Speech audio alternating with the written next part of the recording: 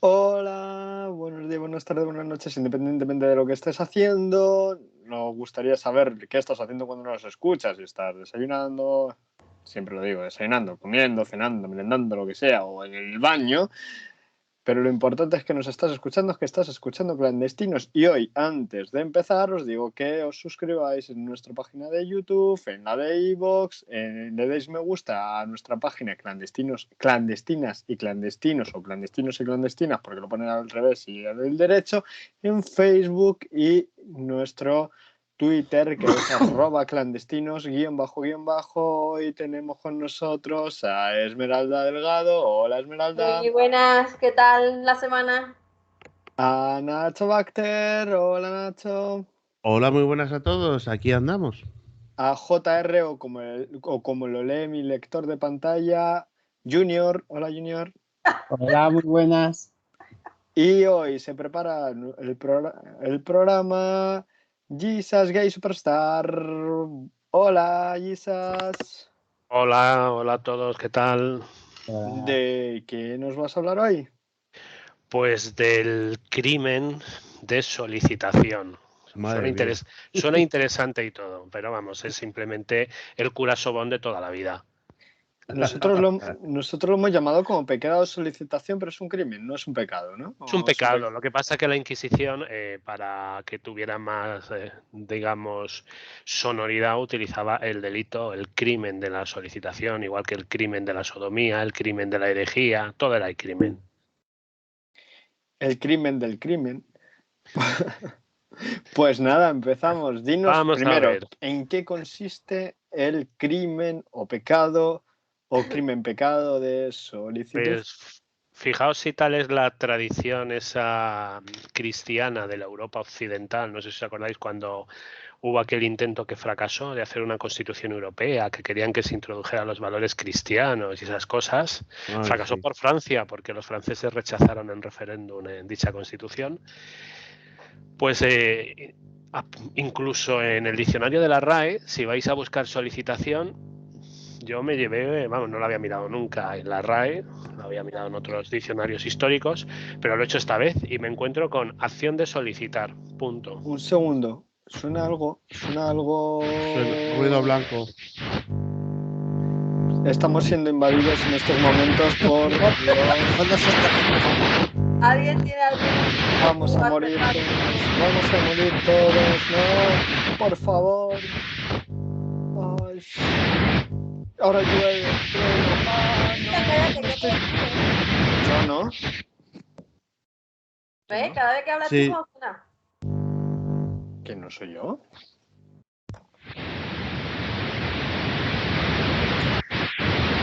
Pegando? ¿Estáis buscando una emisora de radio antigua? ¿Con la ruedecita? La Sociedad Española de Radiodifusión presenta... ¿Está en onda media? Nada. Ostras. Ya está, ¿no? Sí, la conferencia episcopal bueno. quiere silenciar. Sí. O sea, que eras tú, Cristian. No sé, no. Él es el único que ha tocado algo, así que ha sido. Yo no toca, es que no toca absolutamente nada. El cable nada. o algo lo has tocado, que sí ahora. Que no. Bueno, esto, amigos del misterio, esto es una conspiración que nos quieren silenciar. Pues para que le gusten las conspiraciones, ¿no? Hermanos. Amigos de misterios, iros al podcast de Iker Jiménez y dejadnos en paz. Están boicoteando clandestinos para que no. Hemos dicho que el pecado crimen de solicitud por la RAE significa. Bueno, pues ya está, ¿no? Dale. Vamos allá. Nada, como os decía, me he llevado una decepción con la RAE porque generalmente suele haber más de una acepción, es decir, más de algún significado a las palabras. Pues esta solo tiene una y se han quedado a gustos. Se supone que en la definición no debe entrar el término definido. Pues todo eso ha saltado por los aires. Solicitación, acción de solicitar. Ya está. No, pero eso siempre ocurre. Ahora buscas solicitar y te dice lo que significa. Sí, ocurre con muchas palabras eso. Ocurre con varias palabras. ¿Qué es lo que realmente significa esta acción? Es simplemente solicitar acciones o favores sexuales a través de la confesión, como parte de la penitencia o simplemente incluso sin llegar a poner ninguna penitencia. Porque hay casos en el Archivo Histórico Nacional, en los legajos de la Inquisición, donde realmente ni hay acción de confesión, es decir, llega el susodicha o susodicho, da igual, porque hay para todos los gustos, y el cura requiere favores sexuales. Eso es realmente el delito de solicitación. Si vamos al... Sí. Ave María Purísima y el otro, sí, pero vete desnudando. Más o menos. Fijaos que incluso el Código de Derecho Canónico, el actual, o sea, es algo que todavía está vigente, tiene un canon, nosotros lo llamaríamos artículo, que habla, es el 1387 y dice, el tipo delictivo es la solicitación a un penitente para que cometa un pecado contra el sexto mandamiento. Este mandamiento prohíbe actos impuros y por tanto se entienden los actos sexuales ilegítimos. Aquí... O sea, yo por un poco para aclarar, o sea, solicitaciones, digamos, el pago de una penitencia presunta mediante, digamos, acciones o acciones sexuales, o sea, y únicamente se contempla eso, por ejemplo, el soborno y otro tipo de, yo qué sé, soborno de dinero, ¿eso no se contempla o no existe?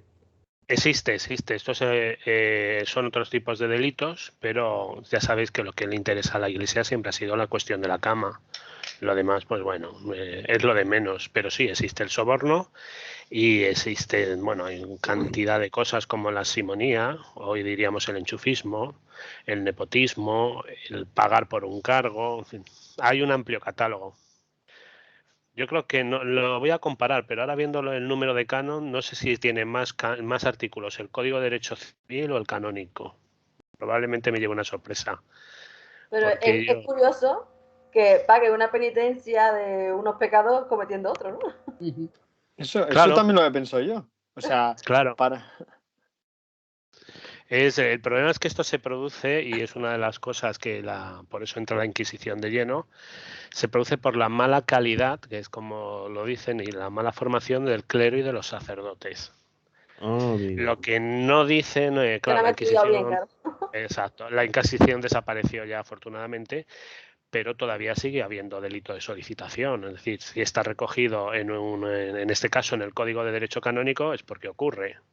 El derecho siempre va detrás de los hechos. Es decir, cuando sale una ley es porque lo que quiere legislar ya está ocurriendo en la sociedad. Y de hecho se sabe que ocurre todavía. Bueno, pues cómo se hacía la solicitación o cómo se podía acceder. Cristian, no como tú te imaginas. Fijaos en una cosa. No se puede comulgar en pecado mortal. Esa es una idea que se lanza y claro, ¿quién perdona los pecados? En ese caso tiene que ser un confesor, un cura. Okay. No hay la regulación para ser cura hasta el Concilio de Trento, es prácticamente inexistente. De hecho, incluso hay curas que son ordenados directamente desde la cuna. Y ha habido casos de papas medievales que no eran ni siquiera sacerdotes. El mismo día que se les nombra papa, se les ha dado ordenado sacerdote y obispo de Roma. Pero porque se puede, ¿no? O sea, siempre dicen que cuando eligen un papa puede ser cualquier católico del mundo que salga del concilio, ¿no? Ya no. ¿Ah, ya no? Eso, no, ya no. Eso hasta hace unos años. Se podía. O sea, ya hemos perdido, todos los que hemos sido bautizados, ya hemos perdido nuestra oportunidad de ser papa. Joder, macho, sí, yo que quería ser papa. Bueno, yo creo que la mujer lo perdimos antes, pero bueno. No, la mujer sí. Oye, estaría bien. A ver, hay una película que me gusta mucho que es La sandía del pescador, Porque, Sí. a ver, está muy idealista y tal, y está protagonizado por Anthony Quinn, que era un católico confeso. Y estaba bien un poco cómo es el proceso de la muerte de un papa y la elección de otro.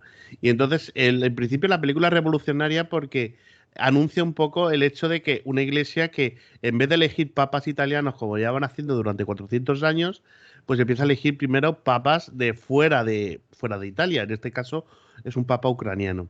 Pues yo creo que la siguiente punto de revolución, una vez que ya tenemos un papa argentino, es una papisa. Sí, sí. Sí, pero además. Y entonces adiós a la cristiandad. Pero hay una cosa que se les coló. Ya hubo una papa mujer o una mama, y a partir de ahí se dieron cuenta porque terminó dando a luz o algo así, y para que no se les volviera a colar. La mama no se dice aquí. Es catalán, eso. ¿Qué tiene que ver? Con el término me creía que el papa, la mama. Para que no se les colara más otra mujer, instauraron esta de meter la mano en una silla de estas, como si con un circulito debajo, para que se tenía que despatarrar ahí el papa, y le metían la mano por debajo y decían, tiene testículos. Tiene testículos. Bueno, eso también. ¿Sabes cómo se llama eso, Cristian? Testificar. De ahí viene la palabra de testigo y testificar en un juicio. Testigo y testificar. Te toca los testículos, vaya. Sí, sí. ¿Qué se está imaginando esa escena? No, lo que estoy pensando, y es que esa silla tiene un nombre, pero es que no me acuerdo. Yo soy muy malo. Yo sabéis que soy muy malo para los nombres. Yo soy muy malo para los nombres. Tiene sí un nombre que yo tampoco recuerdo ahora, pero una cosa que sí que me preocuparía a mí sería la temperatura de las manos de aquel que ha de palpar la cuestión. Eso es verdad. En fin, sí, hay una tradición medieval de la papisa Juana que se puso de parto en plena procesión.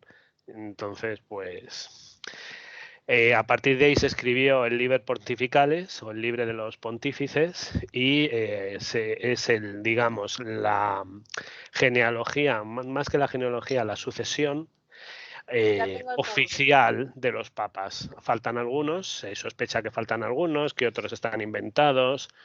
Y evidentemente Juana no está, pero sí hay una tradición. Hay un punto. Tengo el nombre de la silla. ¿Cómo se llama? Sedia estercoraria. Entonces, volviendo un poco a lo de la papisa esa irregular. Entonces, ¿qué pasa? Que en la genealogía de los papas hay un hueco en blanco ahí en el que no hubo papado esos años. Es como el Guadiana, aparece. Se inventaron un Juan, la convirtieron en Juan. O sea, falsificaron el relato. Es como cualquier nombre. Nos borran de la historia las mujeres. Candidatos ante papas hay de sobra. Cuando el cisma de Aviñón hubo un momento en que hubo 3 papas a la vez. Entonces, pero bueno, eso daría para otra historia bastante sustancial y jugosa también. El español del castillo del pueblo. El Papa Luna. El Papa Luna. Y los Borgia. Y luego también los Borgia. La verdad es que los pocos papas que han sido españoles han dado que hablar. Es que yo creo que los italianos no admitían en aquel momento que hubiese un papa que no fuese italiano. Sería por eso, porque no eran italianos. De todas maneras, que sepáis que fue Juan Pablo II el que eliminó la tradición de que cualquier bautizado pudiera ser papa.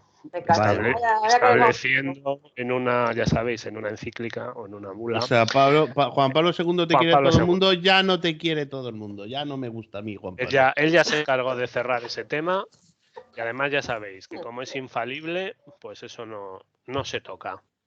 Y evidentemente los que han venido detrás, pues no lo van a modificar.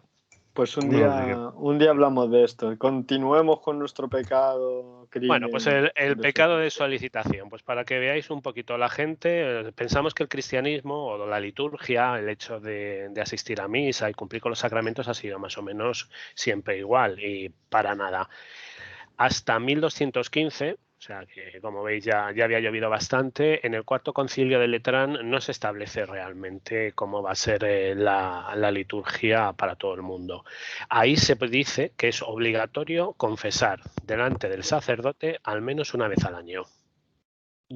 Ya no se deja, como veis, la libertad de decidir si quiero confesarme o no. O como se estaba haciendo habitualmente, incluso por gente de otras religiones, evitar, el caso más llamativo, el del propio emperador Constantino, evitar la confesión y el bautismo al hecho de, hasta que ya prácticamente sabes que te quedan 10 minutos en este mundo y por lo tanto, pues puedes convertirte o puedes confesar. ¿Por qué se retrasaba esto? Pues las penas, hay una serie de libros que se llaman penitenciales y las penas son draconianas. Es decir, era cualquier delito leve o que consideran delito leve, pues los castigos, el más grave ya sabéis que es la excomunión, que significa estar fuera del seno de la Iglesia, y todo aquel que esté fuera del seno de la Iglesia no va a ir a la vida eterna. Por lo tanto, ese es el más grave. Pues en eso, como siempre, los españoles fuimos pioneros, y ya en Granada, en el 303, en el concilio de Elvira, pues aparecen penas terribles. Ahí, pues, de por vida, tienes que estar 5 años en la puerta de la iglesia suplicando perdón todos los días. Muy bien. ¿Qué ocurre?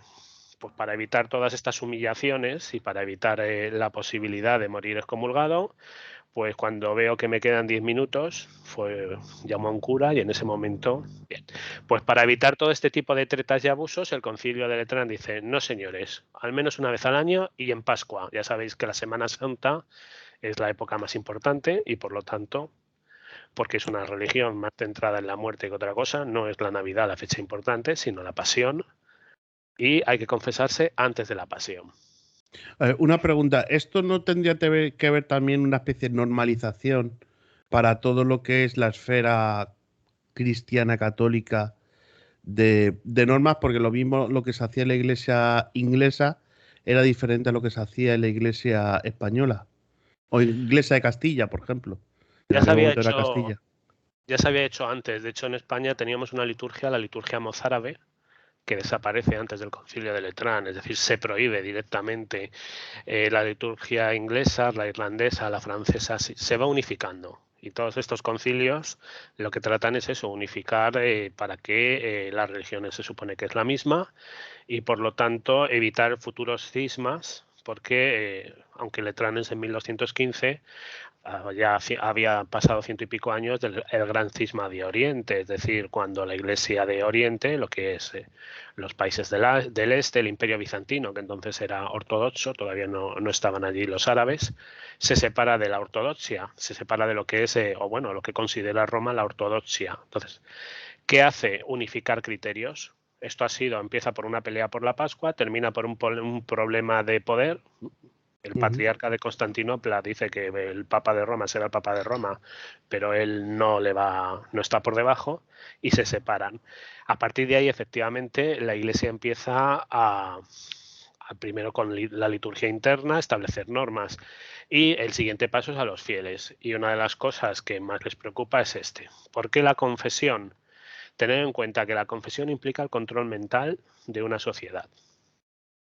Es decir, si yo tengo una sociedad y le digo que una vez al año mínimo y antes de la Pascua tiene que venir y cumplir y encima en una sociedad religiosa donde pensemos, hoy más o menos todos decimos, tengo previsto que mañana me voy a despertar, pero la gente de la época lo que no sabía es si en 10 minutos iba a llegar una banda de salvajes, iba a quemar el poblado, iban a morir todos, o ni siquiera se iban a poder cenar esa noche. Entonces, ante la brevedad de la vida, y sobre todo la esperanza en la otra, pues lo que se quiere es garantizar por parte de la Iglesia que todos sigan una serie de normas. Hasta aquí bien, el problema son los curas, porque claro, Letrán dice... Dime. Además, no solamente para controlar lo que tú estás diciendo, sino también al saber secreto y cosas de los... Claro. Sobre todo lo tiene controlado de... Es un instrumento de poder, sí. El éxito de todo esto es porque se peca de pensamiento, palabra, obra y omisión. Fijaos que tú puedes pecar de palabra, puedes ser consciente, muchas veces se nos pasa que a lo mejor decimos algo sin pensar, ha sido automático y en ese momento dices, ahí va lo que acabo de soltar. Bueno, palabra más o menos vamos a suponer, le vamos a dar el beneficio de la duda que lo puedes controlar. La obra sí, porque es lo que estás haciendo. Pero es que coge dos ámbitos que ninguna otra religión anteriormente había tocado, que es el pensamiento y la omisión, es decir, el hecho de no haber hecho algo. Entonces ya es el control absoluto. Primero atacan como siempre a la parte más débil, vamos a confesar, y luego con el tiempo se están dando cuenta de que para poder confesar hay que tener confesores preparados. Fijaos si el escándalo es tal que Isabel de Portugal, que es la mujer de Carlos V, nuestro Carlos I, escribe una carta a los obispos españoles pidiéndoles que prohíban las ordenaciones en Castilla de aquellas personas que no sepan leer ni escribir, ni que tengan al menos la mayoría de edad. Imaginaos cómo sería la cuestión para que la propia reina, que se le supone que estaría dedicada a otras labores y teniendo un marido como Carlos I, que no le daría mucha cuota de poder, pues se atreva a dirigirse a los obispos de Castilla. Vamos, que por aquella época Castilla había un tráfico de influencias y endogamia brutal, ¿no? Para los puestos eclesiásticos. Todo, porque además el problema de los puestos eclesiásticos es que tienen rentas. Recordad que se paga el diezmo, eso los evangélicos lo saben muy bien porque lo siguen haciendo, y el 10% de todos tus ingresos va a la iglesia. Pero es que había otros dos, pues sí, vamos a llamarlo impuestos, aunque el término no es correcto. Las primicias eran los primeros productos, pues el primer ternero de los que nacen en la temporada, los primeros frutos de la cosecha, eso iba también a la iglesia. O sea, una especie de prima nocte y las bulas, ¿no? Es de todo lo que es una especie exacto de prima nocte, pero de todo lo que produces. Y luego, pues, aparte de eso, están también las... No, las bulas son los documentos que genera un papa. Lo que creo que a lo que te quiero referir son las indulgencias. Tú pagas y que eso fue el gran escándalo por el que Lutero ya dijo hasta aquí, plantó las 95 tesis, o sea, las indulgencias no fue el detonante ni fue lo más grave, pero fue lo que ya colmó la gota del vaso y dio origen a la Reforma Protestante. El hecho de que tú pagabas, ponías el nombre en un papelito de una persona que había fallecido y se le garantizaba el paraíso. Entonces, claro, dijo esto, porque había que pagar el Vaticano. Se había tirado abajo la basílica que se construyó en tiempos de Constantino y el Vaticano estaba costando, pues como todas las obras. Se presupuesta una cantidad y luego el resultado final, pues... Un Isabel Zendal cualquiera. Uy, Elizabeth Zendal. Y luego vas, contratas a Michelangelo para... Tú píntame estas paredes de aquí, de la Capilla Sixtina.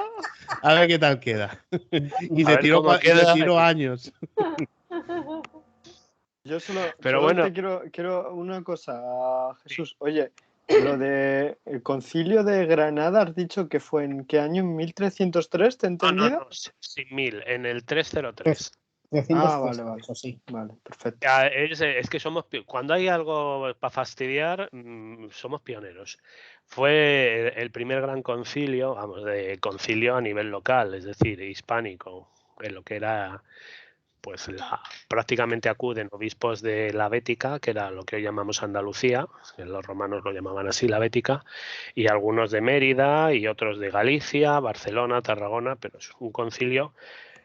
Y a partir de ahí el siguiente es el de Constantino, el que inicia en el 325, que donde ya se empieza, ahí se regula, sale la primera gran herejía, los arrianos frente a los católicos. Los arrianos, para que lo entendáis por qué surgió ahí, decían que Jesucristo no era hijo de Dios, no podía ser hijo de Dios, porque eso significaría que la religión, una serie de cosas que Dios no puede tener, es decir, sufrimiento, te lo cargas todo. Para ellos no encajaba. Como un señor que se deja, siendo consciente de lo que va a ocurrir, baja al mundo, se encarna, no puede ser. Y además la carne sufre, Dios no puede sufrir, no tiene Y los católicos que dicen que sí. Y el problema era el de la Trinidad. Pues si queremos una religión de un solo Dios, la Trinidad, el gran misterio irresoluble, Padre, Hijo, Espíritu Santo, son 3. Pero bueno, ese también sería otra cuestión, porque eso encaja dentro de la tradición mediterránea. Las grandes religiones tenían tríadas de dioses, por eso lo de la Trinidad. Pero es uno y trino, ¿no? Uno y trino. ¿Eh? Uno y Exacto. trino. ¿Cómo se ha llegado hoy, no? Ahí Sí. habría que ver el origen de por qué se llega a uno y trino. Es muy sencillo, es simple, se llama sincretismo y los panteones, el panteón grecolatino era triple. Y lo mismo pasaba en Grecia. E incluso en los egipcios había los dioses se forman por tríadas. Entonces, lo que hay detrás es una tradición. Y lo que hace la Iglesia es absorber todo lo que tiene a su alrededor y darle su barniz especial. Lo que pasa que en este caso es un tema bastante indigesto. Porque claro, no casa, no había forma. Los arrianos dicen que Jesucristo es un ser especial, pero no es hijo de Dios. Entonces, claro, se les acusa de herejes y ahí pues empiezan los problemas. Y ahí ya viene Nicea y se dicen, se anulan todos los diferentes libros. Habréis oído los tipos de testamento, el testamento de Juan, de Judas, hay muchos testamentos o evangelios. Es aquí en Nicea donde se anulan, se escogen 4 muy parecidos y con eso se va a trabajar de en adelante y todo lo demás va a ser hereje. Arrianitos somos y en el camino nos encontraremos. Los visigodos que estuvieron aquí un tiempo eran arrianos, o sea que en ese sentido, pues sí, arrianitos fuimos una temporada. Claro, pero eran, digamos, los visigodos, que eran la clase dirigente. El resto de los hispano-romanos eran en principio no arrianos. Entonces, uno de los reyes. Arriano. Y tienes también a Prisciliano, pero también, bueno, eso otro. Eso yo creo que da para otro programa, todo eso porque lo de los concilios sumamente complejo y da para mucho, sí. Sí. Perfecto, Bueno, pues sigamos. Se supone lo siguiente, se establece lo que es la cura de almas. Cuando veis la palabra cura viene del latín curator, que es el cuidador, o sea, el cuidado de las almas. A la Iglesia lo que le interesa son las almas. Basándose en aquello de que todo lo que ates en la tierra será atado en el cielo y viceversa, pues establece, como veis, la confesión. La confesión solo existe en el catolicismo. Los protestantes anularon ese. De hecho, solo admiten 2. O sea, no admiten los sacramentos que que tienen los católicos. Erasmo de Rotterdam, que os sonará, ya dijo que la confesión era un tema, una cuestión de poder y que cada individuo, cada persona debe hablar directamente con Dios o sentirse en la libertad de poder dirigirse a Dios y a Cristo. Y Lutero da un paso más y dice que ese sacramento no existe. ¿Qué va a pasar entonces? Pues sabéis que hay una contrarreforma y aquí es donde nos afecta a España fundamentalmente, porque es el Concilio del Trento en el que dice que no se puede comulgar si se estaba en pecado mortal. ¿Qué es el pecado mortal? Eso es lo que va a preguntar yo. ¿Qué es el pecado mortal? Pues a día de hoy la definición es confusa. ¿Por qué no se hace una... Los que hemos estudiado en EGB y demás y teníamos el catecismo, pues sí, había una serie ahí de cositas que hablaban de pecado mortal. Sabemos que hay grandes pecados que se pueden considerar o que se consideran mortales. Pero y los veniales, sí, ahora ya me empieza a sonar. Sí, sí. Todo lo que haces en un fin de semana, pues es todo mortal, tío. Pero tú haces incluso en 3 semanas, ¿no? Mortal de necesidad, como decía mi párroco en la catequesis. Que yo al principio decía, un mortal de necesidad, pues vamos a ver, no hace falta añadirle la etiqueta, ya con lo de mortal da suficiente pavor. Pero bueno, la cuestión es que si tú no lo defines, la masa, que es lo que se pretende, va a ir a cometer lo que se llaman pecadillos y va a ir a confesar. Pero Trento va más allá. ¿Qué establece Trento? Pues que como lo que más le preocupa son los pecados de alcoba, los del sexto mandamiento, es cuando insiste y se crean pequeñas guías donde hay que preguntar a los fieles qué prácticas sexuales tienen, cómo lo hacen, dónde y por qué. Puf, el cura con un calentón. Imaginaos el cura escuchando pues todas las posturas habidas y por haber o todo lo que se les ocurriese que fuesen a confesar y él con su voto de celibato. Pues oye, blanco en jarra, como ellos dicen, la mujer es estopa, el hombre literalmente cómo era eso.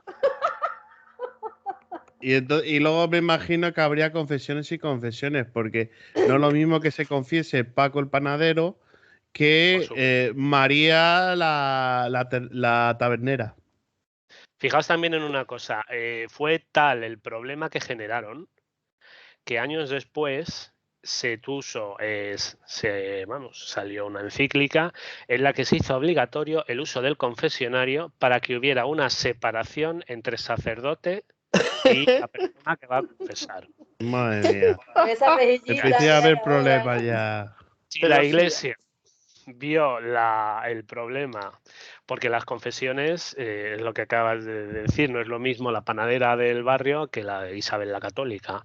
Estaba también el confesor privado, que es algo que, bueno, iba a visitarte a tu casa, iba a confesarte a tu alcoba, porque la confesión además es sin testigos, claro, y por lo tanto muchas damas de la nobleza o composibles pues no iban a ir a confesar al mismo sitio donde iba el vulgo y el populacho. Entonces, esto al final se acaba prohibiendo, salvo casos de extrema unción, casos en los que haya una enferma, en los que, pero bueno, hay confesiones. Pero permite que te interrumpa. El hecho de haber confesero privado, un confesor privado, en el tema de los reyes es bastante común, porque terminaban siendo, en el tema de las monarquías, al final el confesor era un asesor más de los que estaban ahí en la corte. Por ejemplo, estaba el confesor pues estaba el de Carlos III, que Carlos III era una persona muy sencilla, pero era del confesor, se acostaba con su mujer, iba a cazar y dejaba los asuntos de Estado a sus ministros ilustrados. Y luego estaba Felipe V, que se volvió loco, y luego estaba Isabel II, que el confesor de Isabel II debería... Ese sí que tendría historias que contar, porque claro, estamos hablando de una ninfómana, o sea pero que estaban ahí, estaban los confesores hasta el siglo XIX ahí rodeando dentro de la corte de las monarquías. Entonces, ¿qué pasa? ¿Que no existía confesores privados excepto para los reyes? Colón usó el confesor de la reina católica para influenciar, para que pagaran el viaje. El padre Nizar es, para que veáis hasta el poder de los confesores, con Carlos II, el último rey de los Austrias, que el pobre, pues lo único bueno que tenía era el apellido, porque es que le pasaba de todo en su vida. Hubo un grave problema porque el confesor de la reina, lo que hacía el padre Nizar era intervenir directamente en cómo iba a ser la sucesión y la siguiente dinastía que iba a reinar en España. Y tuvo que ser expulsado. O sea, hubo que cogerle y decir, fuera de aquí. ¿Pero estaba comprado por los austrios o por los borbones? Porque ahí había una guerra de espías. Ahí había, exactamente. Entonces, pero lo de Isabel II que has dicho, pues sería muy interesante que poder acceder al secreto de confesión, porque supongo que iría con cierta asiduidad, teniendo en cuenta lo amante que era Isabel II de lo que se dice en el Sexto Mandamiento.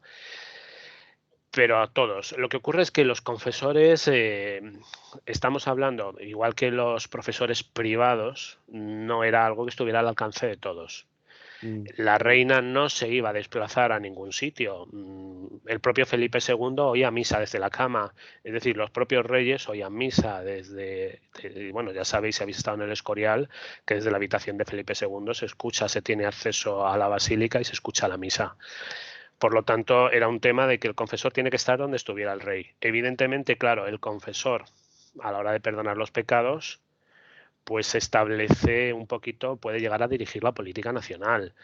De hecho, si no conoceréis, supongo, la película o el libro del Rey Pasmado, de nuestro Felipe IV, y el problema de si los pecados del rey afectan o no, fue un debate teológico que se hizo en su momento. Y la película plasma muy bien cómo estas cuestiones que hoy nos parecen un poquito de risa o que no deberían tener en la más mínima importancia, puedan llegar a la política nacional. Eso de que el rey quiera ver a su mujer desnuda, pues Dios va a castigar al reino, no van a llegar los galeones de América y va a haber una crisis económica. Y hay todo un debate teológico. Entonces, tenían un inmenso poder. Pero luego, a la hora de lo que es la gente de la calle, pues va a depender primero, pues una cuestión numérica del párroco. Es una cuestión también que podríamos incluso decir de género, porque la religión católica ha sido sustentada en su gran mayoría por el género femenino. Y por lo tanto, aunque hay legajos de confesiones de solicitación homosexual, evidentemente es de hombres que un porcentaje muy pequeño. También hay, pues parece ser que es algo que, bueno, está metido en la raíz de la Iglesia. Temas de pederastia ya hay en los archivos de la Inquisición, pero fundamentalmente son abusos a mujeres, donde, bueno, casi un poquito el chiste de no te vayas al otro pueblo a acostarte con el cura, recuerda que tu parroquia está en este pueblo. Eso del saber popular. Una pregunta. Sí, dale. No, una pregunta que, pero esto ya más, digamos, más de opinión. Viendo un poco el control que tiene sobre todo la Iglesia con el tema esto de asuntos sexuales y viendo que existía este pecado que en algún momento parece como que era medio aceptado, que todo el mundo lo hacía y lo único que le pillaba le crujían, pero con todas las parroquias que había distribuidas por Europa, pues parecía que era una práctica bastante común. En el tema de sexual, ¿ahora es más restrictivo que antes? Antes era como había más, bueno, estaba ahí, era ilegal, pero que se dejaba hacer porque no se podía pillar a todo el mundo. Era al fin y al cabo digamos, un delito que todo el mundo lo hacía y ahora como también se está un poco comprimiendo todo el tema de la Iglesia, se está volviendo más restrictiva con los sacerdotes. O sea, ya se controla mucho más todo eso y eso les permite y eso les hace que se conviertan en algunos casos en bombas de relojería por todos estos temas de los abusos sexuales a menores. Contéstale y luego te pregunto yo, ¿vale? Hay una cosa que nos va a dar la pista y la clave de cómo funcionaba esta sociedad. Lo primero, tener en cuenta una cosa. Está la Inquisición y la Inquisición tenía, aparte de sus jueces, fiscales, abogados, defensores, que lo sabía, otra cosa es que, bueno, el papel que ejercían pues era muy limitado. Había una amplia red de informantes. Sí. La mejor manera de que la Inquisición no te tocara era que tú te convirtieras pues como en el chivato de la cárcel. Es decir, yo voy a tener beneficios, la policía me va a tener en consideración y el fiscal y las instituciones Como penitenciarias pasaba me en van a el dar fascismo. beneficios. Exacto. Entonces, se llamaban los familiares. Tú ibas y decías, he visto. Lo que dice el Código de Derecho Canónico de esta época, porque sabes que el derecho canónico no es nuevo, lo que pasa es que entonces no son códigos, son cánones, lo que establecen es, hay que investigar, vamos a investigar el hecho, se va a dar el principio de inocencia al párroco por aquello de que es mejor persona, es una persona de calidad frente a quien denuncia. Como la Policía Nacional. Exacto, esto como veis no ha cambiado nada, lo estamos viviendo en nuestra sociedad actual, eso de el voto de calidad, por decirlo, o la opinión de calidad. Y por otra parte, pues cualquier rencilla, era suficiente, peleas entre curas las hay, e incluso la Inquisición llega a descubrir curas que denuncian a otros curas, pues que simplemente, igual que hemos dicho que hay un confesor en la parroquia, los conventos. Ten en cuenta que los conventos en esta época son de clausura en su inmensa mayoría y, o sea, imaginaos a 200 mujeres dependiendo de un solo párroco que es su confesor. Pues había incluso el ser humano el párroco no puede atenderla a todas. Claro, de hecho, el Concilio de Trento establece dos, porque dice que como uno no es suficiente para satisfacer la demanda de confesión, que es lo que dice, pues establece un confesor habitual y un confesor extraordinario. Ya, para que se controlasen unos Cuando a esté muy otros. cansado el otro, ¿no? Pero más que nada todo eso lo hace un poquito a posteriori cuando ve la que se está liando, en el sentido de decir, las mujeres de... Además, fijaos una cosa, las mujeres de la calle, no de la calle, a ver, las de la sociedad civil, pues pueden ir en cualquier momento a hablar con alguien y a hablar con su marido, el marido, que también los hay, maridos que apalean a curas porque el cura se ha beneficiado a la esposa. O sea que en los archivos de la Inquisición hay de todo. Pero la mujer, en cierto modo, podría delatar, pero una monja que está en un convento de clausura, cuyo único contacto con el mundo es el confesor, que es el que la está violando, imaginaos la terrible situación. Yeah. O sea, eso no tiene escapatoria. Además, ni siquiera tiene escapatoria vital porque no podían recurrir al suicidio, que es lo que muchas plantean en los archivos y en las confesiones, que han pensado en quitarse la vida porque el cura está abusando de ellas y que no encuentran, claro, no hay salida, no es que no la encuentren, es que no la hay. No la hay. Pero es que lo otro es negarse la vida eterna. Claro. Porque el suicidio es el peor pecado que se puede cometer según la religión católica, porque estás atentando contra tu propia vida y tú no eres dueño de la vida. O sea que, como veis, es una situación complicada. ¿Qué hace la Inquisición? Para que veáis cómo funcionaba, cuando hay una denuncia, arresta a la persona denunciada, la incomunica, todos sus bienes son confiscados y, por lo tanto, de esos bienes se va a ir costeando todos los gastos, lo que hoy llamaríamos costas judiciales, más la manutención del reo. Al reo simplemente se le dice la siguiente información: reflexiona sobre aquello que has hecho, y no se le dan datos.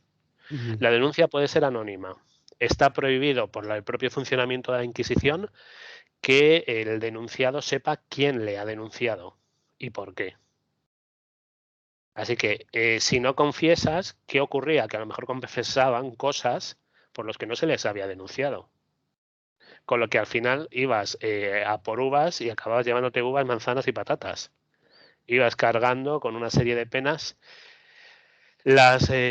Si no confesabas nada, ya sabéis que en esto la Inquisición no tenía reparos, estaba lo que llamaban obtener la verdad por los medios lícitos de la tortura. Sí. Y algo muy moderno para la época era que en las torturas siempre asistía un médico, porque el médico le decía al que ejecutaba la tortura cuándo debía parar. No vaya a ser que se le vaya la mano y te lo cargues. Que la persona no confiesa. Bueno, fijaos además, si el escribano, que es la persona que tomaba nota en la tortura, si pudierais leer, aunque son accesibles a cualquiera, cualquier legajo de la Inquisición, me dice, y dice, ay Dios mío, 36 veces. O sea, son de una exactitud pasmosa. Lo anotaban absolutamente todo. Ha sonado un crujir de un dedo de la mano. O sea, cuando estás leyendo las actas de esos procesos, prácticamente lo puedes revivir. Porque son de una morbosidad exactamente, de un sadismo, porque había que registrarlo todo. Las penas, se condenan, pero las penas, fijaos además qué cosas, se parece mucho a lo que se hace hoy en día. La más habitual es cambiarlo de parroquia. Supongo que eso os suena. O sea, sí, sí. Se le cambia el cura ha abusado le cambiamos de parroquia y ya está, sí. Para orden del eso día. sí, cuando es gente a la que tiene que abusar, ya está. Pero que siga. Luego, la otra opción es, si no es cambio de parroquia porque empieza a ser notorio en varios pueblos de la comarca, pues se le cambia de diócesis. Hoy diríamos de provincia, pero efectivamente de diócesis, que realmente son las provincias eclesiásticas. Existen para los que ya tenían cierto cargo o ciertos honores acumulados, la huida a Roma, lo que sigue haciendo Roma. Os recuerdo que al fundador de los Legionarios de Cristo, Juan Pablo II, lo acogió en Roma y lo protegió sabiendo todos los abusos y todo lo que había hecho este señor. O sea, como veis, la Iglesia tradiciones tiene para proteger a los suyos. Y cuando los casos eran demasiado escandalosos y cuando el cura pues era un pobre párroco. Bueno, si era el obispo de una gran diócesis es intocable, pero si es un pobre párroco y a lo mejor a quien ha abusado es la hija de alguien con posibles, también hay que ver quién era la víctima Pues entonces, fijaos qué bonita frase. Se le relajaba al brazo secular. No sé si habéis oído decir por ahí que la Inquisición nunca mató a nadie, que cuando escuchamos eso muchas veces decimos, ¿cómo que no? Técnicamente es cierto. O sea, la Inquisición no podía matar. En la tortura se morían ellos. Eso no era, Dios lo había querido. Sí. Como hoy en día cuando matan a las mujeres, ¿no? Exacto. Ha muerto. No. Era, pues mira, no además lo ponen, no aguantó el tormento. Pues ya está. Claro. Pero Hay que ver que no ha aguantado que le quememos en la hoguera. Joder. Claro, como no podían, lo que hacían era relajar, significaba entregar, y al brazo secular es a la justicia civil. ¿Qué hacía la justicia civil? Evidentemente ejecutar la sentencia. Y la sentencia iba, exacto, iba desde galeras, cuando escuchéis esto, era pues remar en las naves del rey hasta la muerte o 5 años. Se supone que una persona condenada a galeras, si tenía una buena complexión física, una buena forma física y estaba bien alimentado, cosa que era difícil, como mucho podría aguantar entre 3 y 5 años. Casi todas las penas de galeras eran de 5 años. Justo para que la palmaras ahí. Entonces, y luego, pues bueno, la consabida que ya conocemos todos, aunque por solicitación no. Yo he encontrado condenas a galeras, no he encontrado quemas en la hoguera. Entonces, las más suaves, pues la expulsión de la iglesia. Se decía aquello de vete y no peques más, quedaba muy cristiano, y te expulsaban de la iglesia a la vida civil y ya está. Pero como veis, el abanico de penas no era tan... era el mismo que para otros delitos. Lo que ocurre es que no se ejecutaba la pena máxima con la misma insistencia con la que se ejecutaban para los famosos delitos de brujería o para lo que luego se llamó fornicadores, que era cualquier persona que hiciera cualquier práctica sexual que no fuera dentro del matrimonio y exclusivamente dedicada a la concepción. ¿Cuántos fornicadores sueltos hay? Pero sobre todo un delito dedicado a las mujeres, porque a los hombres sí se les pediría que tuvieran sus... Los hombres es que no confesan. La cuestión es la siguiente, por eso se dice delito, el delito es de solicitación en el confesionario. Es decir, el hombre no solía ir a confesar. Entonces, es más... Y si confesaba otras cosas.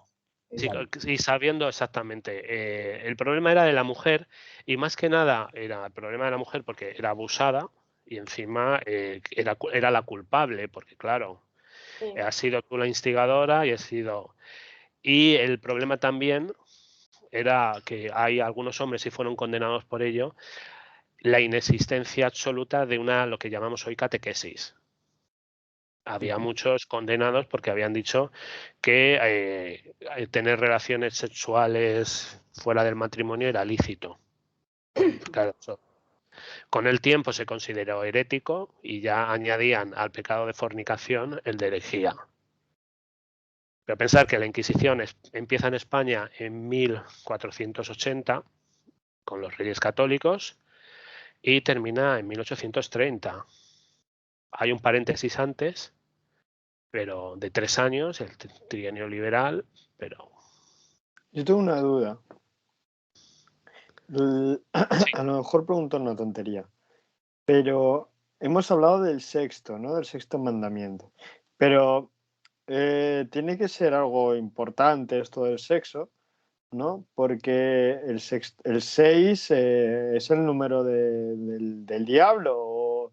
Y esa es la primera. Esa es la primera. Y la segunda es quién denunciaban ellas mismas, porque hemos dicho que la mayor parte, que además eran violadas, porque claro, era una figura de autoridad, la del que antes hemos estado medio tomándolo un poco frívolamente, pero en realidad es una violación porque es una figura de autoridad, que es un cura, que es el único cura con el que tienen, bueno, a lo mejor luego tienen relación con el siguiente, pero no creo que sea fácil para ellas ir a decir al siguiente cura, al que está allí de paso, decirle que el otro cura la solicita tener relaciones sexuales con ella.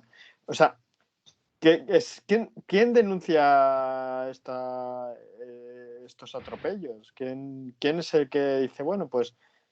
y eso, el número 6, ¿y quién denuncia esto? Bueno, lo del número 6, realmente la sexualidad, ese interés por regular la sexualidad viene sobre todo ya independientemente del mandamiento. Hay que tener en cuenta a Israel en la antigüedad y en el contexto que está. Y el pueblo judío, el pueblo de Israel, son 4 gatos rodeados de grandes imperios y que pueden desaparecer en cualquier momento. De hecho, el momento en el que estuvieron a punto de ser extinguidos como pueblo fue con el cautiverio en Babilonia. Entonces, en esa época, y hasta hace bien poco, bueno, lo podemos ver en nuestra historia reciente, el único seguro de mantener una vejez tranquila era tener muchos hijos. Entonces, todas las religiones antiguas, lo que pasa es que ninguna con tanta vehemencia ni con tantas prohibiciones como el judaísmo y luego el cristianismo, que no debemos olvidarnos que en realidad los cristianos son judíos descafeinados, les guste o no. Porque Jesús era judío. Las religiones llamadas de libro vienen del mismo origen. Y los musulmanes exactamente igual. O sea, Mahoma cogió de aquí de la Biblia, de allá, de acá, y luego añadió cosa propia. Entonces, en este sentido, estamos con la sexualidad de unas tribus que lo que necesitaban era reproducirse mucho. Todo aquello que fuera, además, en contra de la reproducción estaba mal visto. Y existía esa teoría, pues, de que, bueno, los médicos, Galeno y toda la tradición de la medicina antigua, la efusión de semen era considerada como un desgaste y algo totalmente nocivo para el cuerpo. Pues ya que si vas a... Así me he quedado.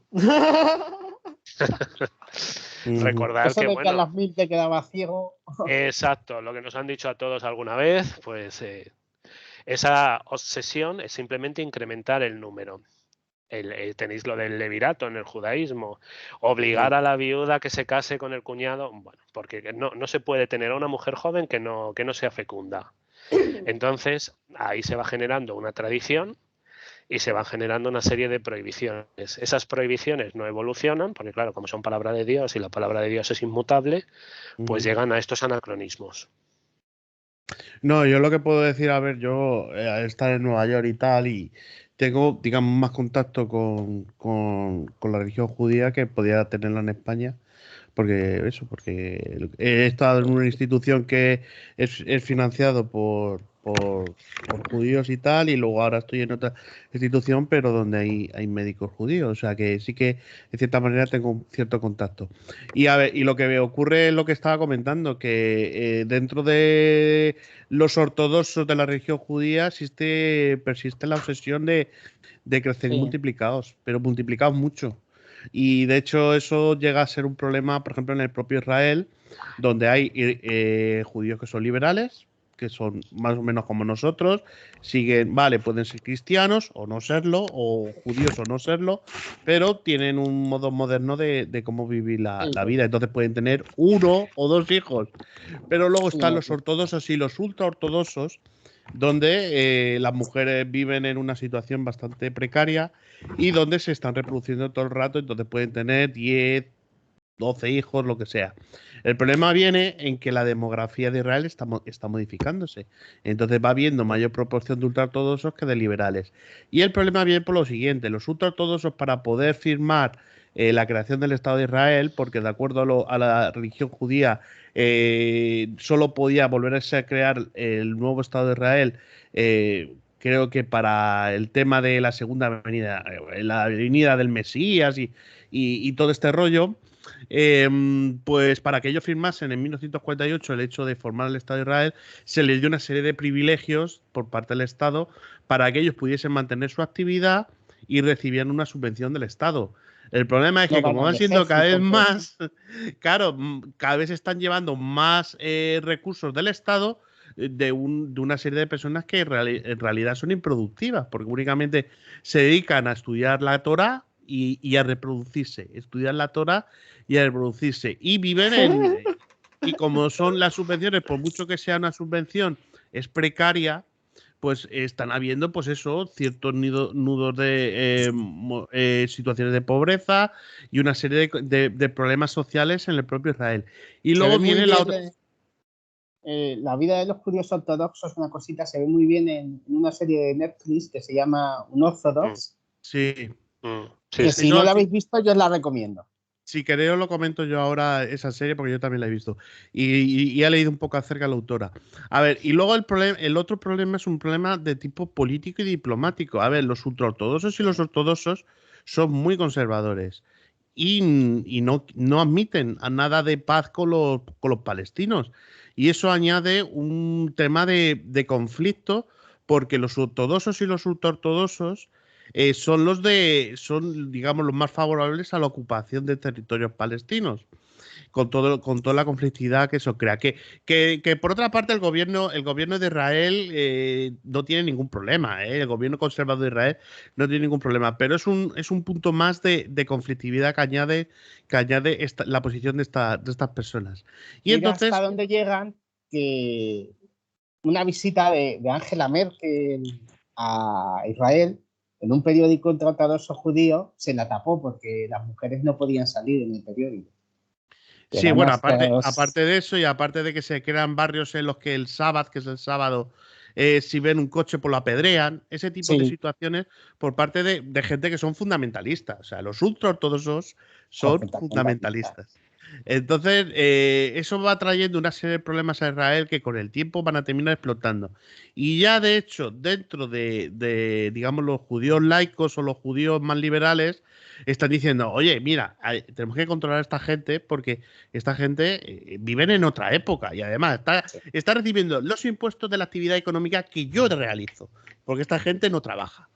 O sea, que se está creando un conflicto ahí porque, aparte, claro, son intolerantes al hecho de que en Israel no solo viven judíos, viven también gente del Islam, o sea, gente musulmana. Y cristianos que también hay. Bueno, los cristianos quizás sea el menor de los problemas, porque los cristianos están ahí, pero no generan problemas. Pero el problema genera con los musulmanes. Entonces hay una conflictividad entre estos judíos fundamentalistas y los musulmanes, porque los musulmanes que están ahí en Israel, una de las estrategias que empieza a seguir, oye, mira, pues ya visto que digamos Israel se va a quedar con todo el pastel, pues vamos a hacernos fuerte y vamos a conseguir un grupo político propio con el que acceder al Parlamento israelí.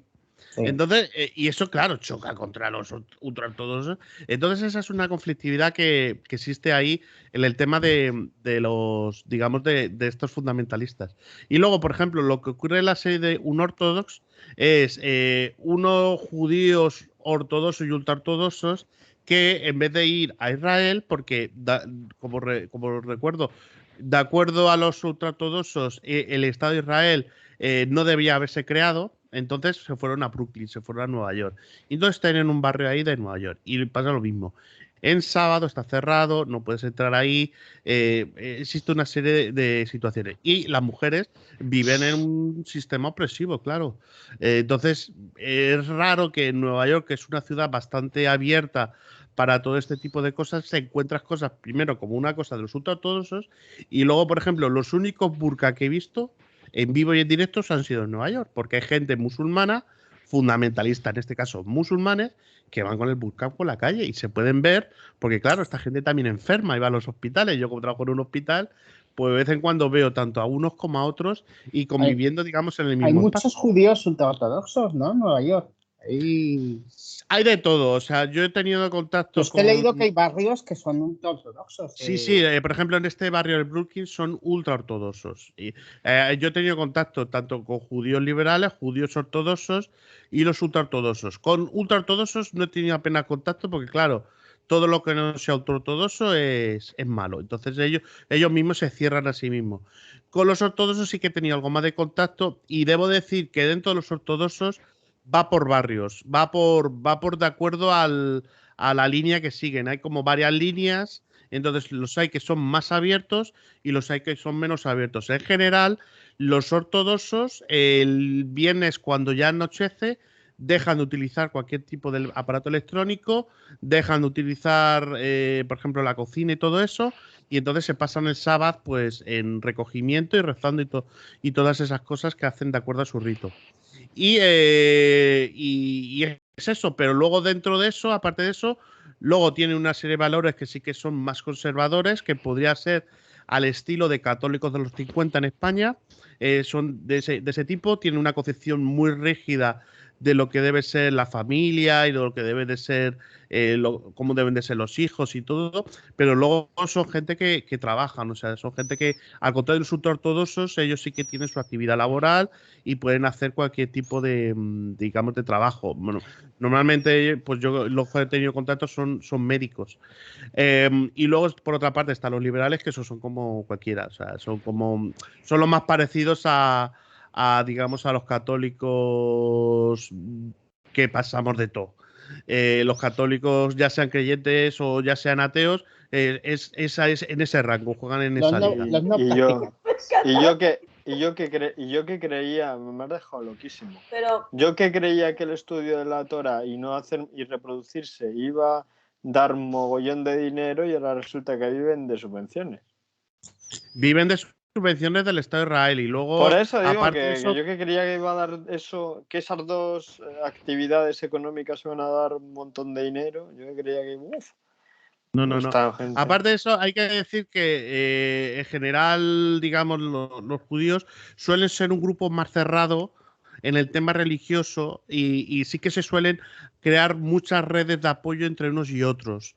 Entonces, quizá, por ejemplo, la comunidad judía de Nueva York suele dar dinero a Israel por el tema de apoyo, o suele crear programas, o suele favorecer el hecho de según qué actividades dentro de la ortodoxia. O sea, es mucho más complejo de lo que puede parecer desde fuera, que por ejemplo los católicos no tienen esas redes de cooperación que sí que tienen, digamos, la religión judía, o los que se autoconsideran judíos. Esmeralda, ¿tenías que decir algo? ¿Ibas a decir algo en mí? sí. ¿Qué ibas a decir? No, es que Nacho ha dicho que bueno, que tienen a las mujeres oprimidas. En todas las sociedades las mujeres estamos un poco oprimidas en mayor o menor medida, ¿no? Pero bueno. Y después, Cristian, ponte un poco la cámara, ponte un poquito más levantado porque se te está viendo nada que la frente. No se te ve nada. Pero ahí. Ahí. Puedes tú para adelante, ahí, perfecto. Ahora. Ya. A ver, yo lo que debo decir que la orientación más liberal o más laica de los judíos, yo creo que van un pasito por delante frente, por ejemplo, a los que serían católicos liberales en ese sentido. Han sido así, pero los ortodoxos y ultraortodoxos sí que es cierto que van un paso por detrás. Entonces sí que hay una brecha ahí entre los que son judíos más liberales de los que son judíos más ortodoxos, que por ejemplo en la Iglesia Católica no se ve tanto. Bueno, dale, Gisas. De todas maneras, ¿cuántos hijos tienen los del Opus? Ya, sí, pero porque están cortados por el mismo patrón, yo creo. Por eso, sí, que es algo que es un hándicap, es algo que está en todas las grandes religiones. Bueno, os he seleccionado de un libro bastante bueno para que veáis un poquito en qué quedaban los casos. Yo os leo muy brevemente. El 14 de mayo de 1614, el Tribunal de la Inquisición pues ya condena a José Nuela, de 35 años. Pues este señor lo único que hacía era mendicante. No sé si sabéis, los mendicantes eran los monjes que tenían que ganarse su sustento con las ofrendas, con las limosnas que les diera la gente en las ciudades. Bueno, pues este aprovechaba el hecho de que le abrieran la puerta de la casa y le dejaran pasar a la cocina, pues para llevarse algo más que unas migajas de pan. Después de abusar durante 6 años de una serie pues de media ciudad, fijaos, como no queda claro de que esto haya ocurrido porque ellas iban un poquito provocadoras, fijaos, esto es que también algún juez nos ha dado alguna lindeza de que, claro, cómo iba vestida la susodicha daba pie a, pues tiene también su tradición, por desgracia, pues solo le condenan cuando le pillan masturbándose delante de un chaval de 12 años. ¿Y cuál es la condena? Simplemente expulsión de la Expulsado del orden. pueblo, ¿no? Ya está. No, le echan del Expulsan pueblo. de la orden y nada, como veis, Gaspar de Nájera durante unos años fue confesor en Nájera y trató de forzar a una muchacha de 15 años. La muchacha sale huyendo del confesionario, a pesar de estar ya el mueblecito. Fijaos que a algunos les daba igual lo de que hubiera confesionario. Escapa y cuando llega a su casa, que por eso se entera la Inquisición de los gritos que da, en la cocina le estaba esperando el cura. El mismo cura que le había intentado violar en el confesionario. O sea, el señor se mete en la casa de la muchacha y ni corto ni perezoso. No ocurre nada. La Inquisición deja el caso suspendido. Pero hay Vamos, que una no. cosa, o sea, estaba en el confesionario y en la casa. Y él llega a la casa antes que la Porque la otra. chavala iría corriendo y el cura iría en un caballo. Llegó antes, ¿no? Por ejemplo, Vaya. Pero el problema no es este. El problema es que a pesar de que 9 mujeres declaran haber sido forzadas aquí por el Gaspar de Nájera, la Inquisición solamente le procesa cuando le pillan intentando seducir a un chico de 12 años. Claro, claro. O sea, muere, claro. O sea que ese ya había Siempre. perdido, vamos. Era ya un Ese, depredador, bueno, era un depredador, ya le es que daba todo. hay lindezas. Bueno, aquí hay uno, Fray Juan Ibáñez, repetía Sor Agustina, este es el que os he dicho que era el confesor de un convento. Bueno, pues este era confesor de un convento. Y entonces había tenido, estaba encaprichado por una monja, Sor Agustina, que le decía que tenía que limpiarse bien después de la menstruación, introduciendo el dedo en la vagina, pero también le excitaba mucho y debía permitirle ver cómo ella se lo hacía a otra monja.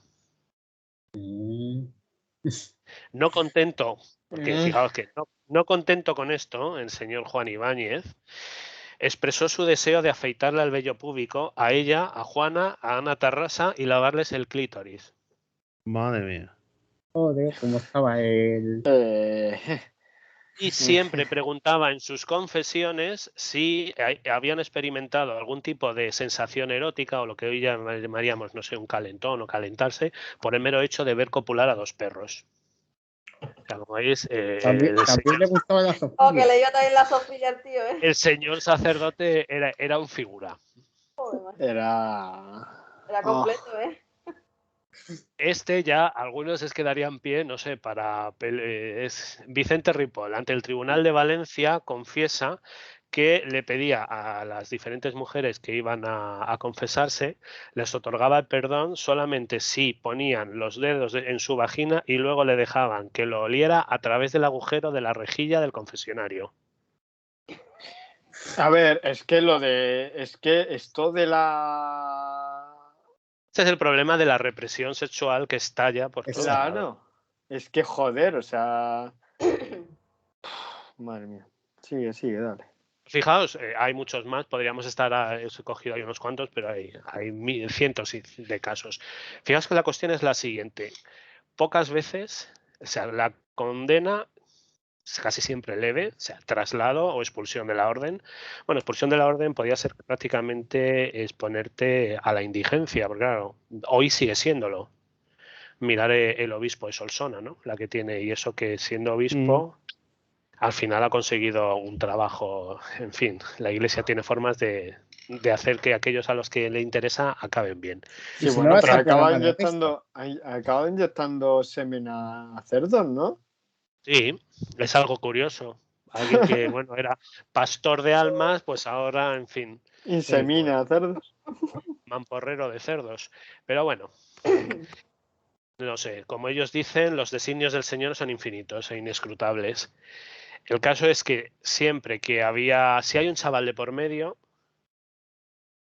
ahí actúan, si no, no. Pero no penséis que es por el delito de pederastia. Porque, No, bueno, porque es un hombre. habría que leer, es por el delito, efectivamente, Esmeralda, es por el delito de sodomía. O sea, les horrorizaba tanto que se abusara de un hombre, que es ahí cuando las condenas son a A la galeras mujer le puede hacer lo que quiera. y Eso. a la horca. Pero con las mujeres, como veis, no. Ya sabes que No, pero yo creo que decían esto que es. no teníais alma.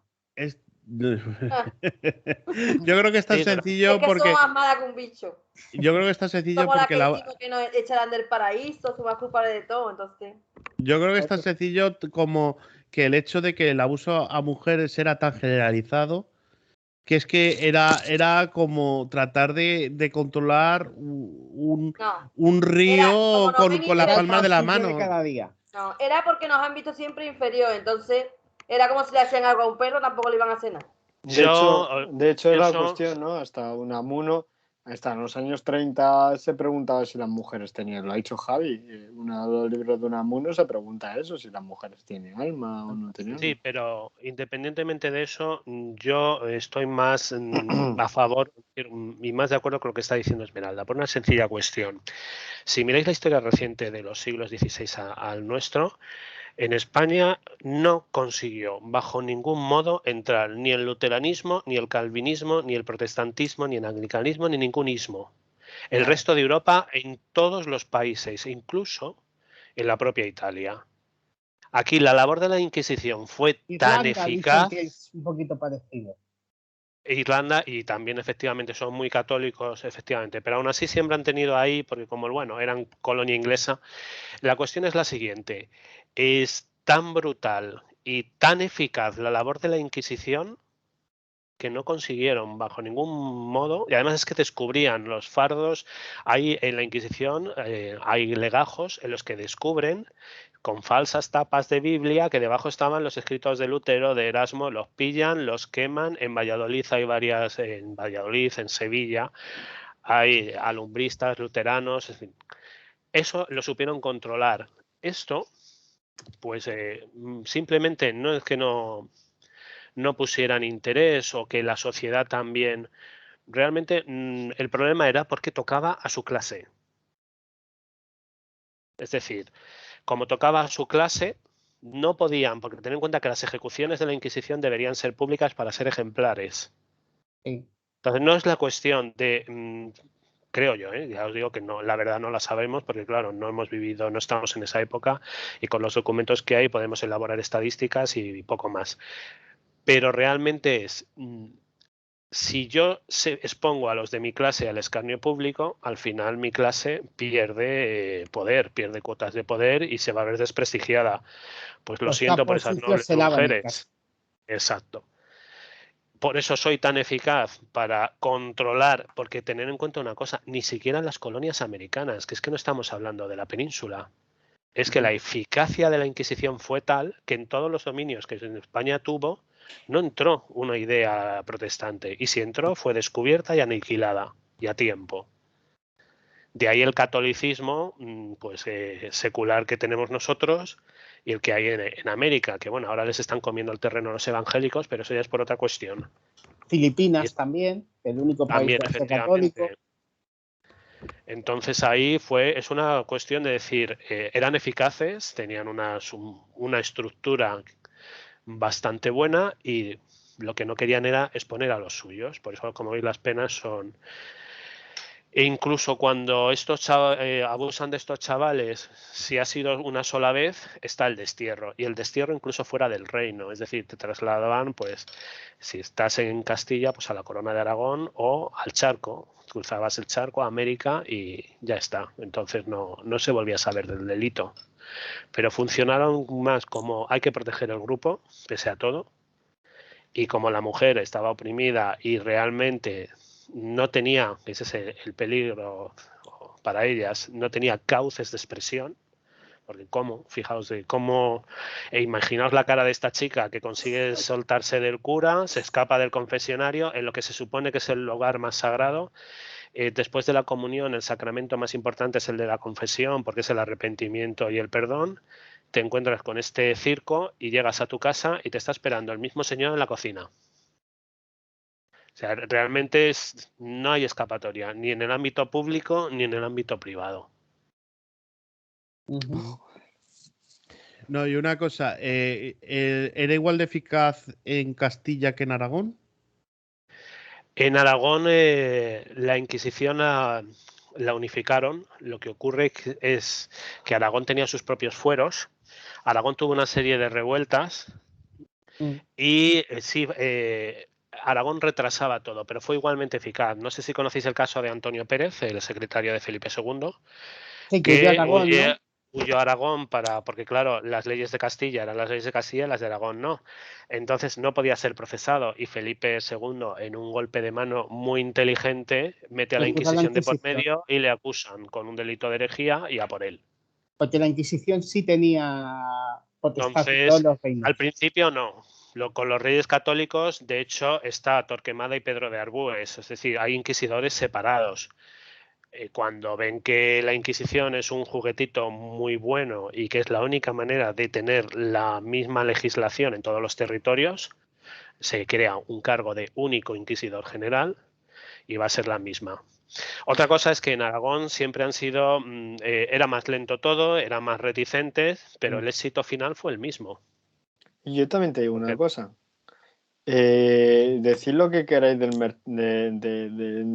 la publicidad y de todo esto, pero tener que el inquisidor se llamara Torquemada, mola, ¿eh? O sea, ahí tuvieron visión. O sea, a mí Y me que gusta. luego ¿Cómo le su llamamos hermano a...? sea agente del Ministerio del Tiempo.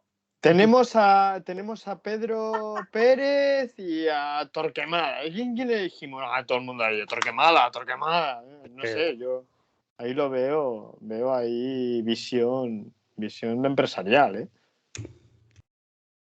Perdón. y encima de familia de judíos conversos, que es lo más. Claro. Ya sabéis lo que No hay ocurre nada, siempre. no hay nada más que un converso. Sí, eso Es lo como vemos los incluso hoy extremeños en en día. Cataluña. Los extremeños en Cataluña ahora son los más independentistas. Bueno, Sí, no, pero es que eso... yo iba mucho a Barcelona cuando trabajaba en Viajes Marsans por cuestiones de trabajo y daba cursos allí. Había un compañero que era, Jordi Pujol era pro español comparado con él, pero había un pequeño detalle: su pasaporte y su nacionalidad y su origen era México. Único que llevaba Hombre, 20 años viviendo en Cataluña, pero claro, Cataluña tenemos al Montefachín este. Bueno, pero es que eso, por ejemplo, lo vemos y se ve en cualquier aspecto lo digamos, la fiebre del converso, que, por ejemplo, Federico Jiménez Los Santos empezó siendo comunista Sí, y fascista, con viaje a además. China y todo, y ahora le vemos como el azote de todo lo que sea progresista. Entonces, bueno. Sí, Y es lo que mismo los pasa en otro trotskistas. sentido. O sea, yo por eso tiendo a desconfiar en el converso que antes era de una idea y luego se va a la idea completamente contraria. Porque están afectados por la enfermedad de Pablo de Tarso, sí. Hombre, Mussolini, por ejemplo. Luego quieren ser más papistas que el Papa. Mussolini no era ni socialista ni fascista, lo que era un radical que buscaba la aniquilación del resto de ideas, o sea, un fascista en realidad. Al final, Mussolini empezó en el Partido Socialista Italiano. Y después de la guerra, pues se cambió de bando. Sí, aquí el único original fue ese, Saulo o Pablo o San Pablo, que bueno, por lo menos tuvo un relámpago, un rayo, una caída de caballo, lo puso un aspecto teatral a la conversión, pero de matar y perseguir cristianos a fundar, porque realmente el fundador del cristianismo y todo lo que la obsesión por el sexo y todo lo que nos vino después está en las cartas paulinas, no en los evangelios. El cerebro del negocio. Yo me quedo con que peco muy poco del sexto y a mí me gustaría pecar más del sexto. Pues piensa que si se es católico, no solo de obra, también de pensamiento y de omisión estás pecando. En eso O sea, seguro que todos los días un montón de si veces. no hay relaciones, por omisión estás pecando seguramente. Oye, Bueno, o sea que peco de pensamiento y de omisión Aquí, también. claro, no se consuela Por el tu que no culpa, quiere. por tu culpa, por tu gran Por culpa. lo menos 20 horas al día, ¿no? Y una cosa, normalmente era una obligación, era al menos una vez al año. ¿Cuándo era lo normal? ¿Era una vez a la semana la gente se confesaba o...? Desde el Concilio de Letrán había quien no se confesaba nunca. Entonces, claro, se establece por qué la comunión se le da, claro, es lo más sagrado, el dogma de la transustanciación y todo lo que vino después. Y se supone que para recibir a Dios hay que estar limpio de pecado. ¿Quién puede perdonar los pecados? Solo los sacerdotes. ¿Cuál es el método? Pues ellos establecen lo siguiente. Cuando los pecadores en el Evangelio se acercan a Jesús, Jesús les perdona, pero Jesús no pregunta. Ese detalle se les olvidó. Porque llegan, yo no te estoy condenando, vete y no peques más. O sea, si leemos los Evangelios, no hay ese catálogo, que es que además luego está por escrito lo que tienen que preguntar y cómo tienen que preguntar. Es una cuestión de control ideológico, de tenerlos a todos en la iglesia, porque tener en cuenta también, las gentes son iletradas, son analfabetos. Lo único que escuchan es lo que el cura les dice. El sacramento, toda la liturgia está en latín, que eso es un detalle importantísimo. Es decir, la gente no sabe lo que está ocurriendo. Cuando el cura está levantando la hostia y está consagrando o está diciendo sus oraciones, no saben. Hasta hace bien poco, hasta el Concilio Vaticano II, la misa era en latín y de espaldas, y eso viene desde la tradición medieval. ¿Qué es lo único que entiende el fiel cuando va a misa? El sermón que está en su idioma, en su lengua vernácula. El cura te suelta el sermón en castellano, el resto de la misa en latín. Entonces yo tengo que conseguir de alguna manera que todos vengan a misa. De ahí vendrán lo que a todos nos enseñaron con los mandamientos de la ley de Dios y luego lo que decían los mandamientos de la Santa Madre Iglesia, asistir a misa los domingos y fiestas de guardar, etcétera, etcétera. Todo eso viene pues, de un control ideológico que hay que establecer sobre la población.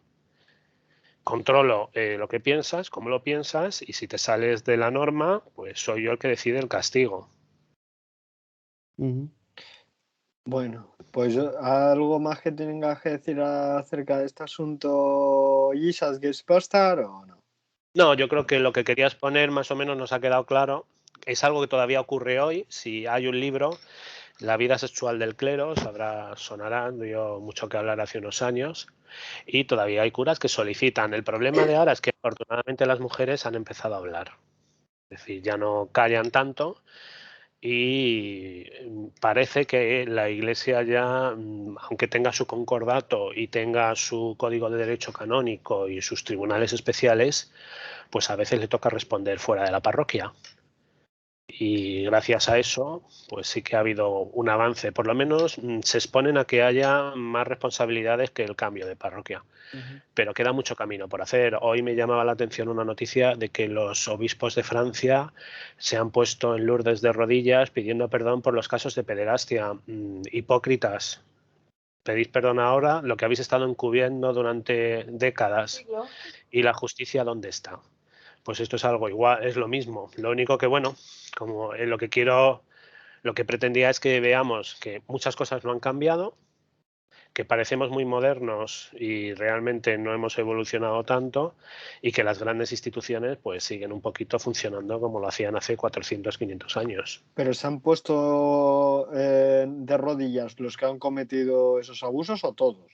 ¿O es que todos los han cometido y por eso todos Lo que he leído en la noticia no lo indicaba. Ya los obispos, claro. Los obispos, cuando dices eso, entiendo la Conferencia Episcopal Francesa. Pero es que me gustaría, ojalá, pero yo todavía voy a ser peor. Creo que Dios con lo de Sodoma y Gomorra dijo 10 justos. Yo es que creo que en los obispos de Francia no hay ni un solo justo, porque se me hace muy, muy difícil que en una diócesis, es como decir que en una comunidad autónoma no hay un caso de abuso que no llegue a tus oídos y tú no lo protejas. Se me hace muy difícil con la tradición que tiene, cuando el propio Papa Juan Pablo II, hoy santo, pues protegió a uno de los mayores depredadores sexuales de la historia reciente, que es a Marcial Maciel, el fundador de los Legionarios de Cristo. Que mira tú por dónde les ha fastidiado, porque los legionarios son la única orden en la que el fundador no es santo, porque hasta los del Opus Dei consiguieron su santo, pero estos, a pesar del apoyo de otro santo, de San Juan Pablo II, pues no lo han conseguido. Bueno. Oye, pero una cosa, un comentario y luego una pregunta. Y luego una pregunta que es un poco para debatir. Por una cosa, a ver, yo creo que el tema es que la Iglesia Católica en Europa yo creo que no tiene ya nada que hacer. Ya lo único es reprimir. y cada vez va menos, porque yo creo que los europeos ya hemos pasado de todo. Quizás las cosas cambien porque la historia también es muy cambiante. Lo mismo ocurren acontecimientos en Europa que nos hace otra vez ser más cristianos devotos, pero yo creo que la tendencia es cada vez a un mayor laicismo, pero de todo tipo, o sea, de tanto cristiano como judaico como musulmán. A pesar de que haya sectores de la derecha y conservadores que digan que no van a invadir los musulmanes. Yo creo que lo que hay evidente, porque los musulmanes que yo creo que van a España, también yo lo veo que se vuelven cada vez más laicos.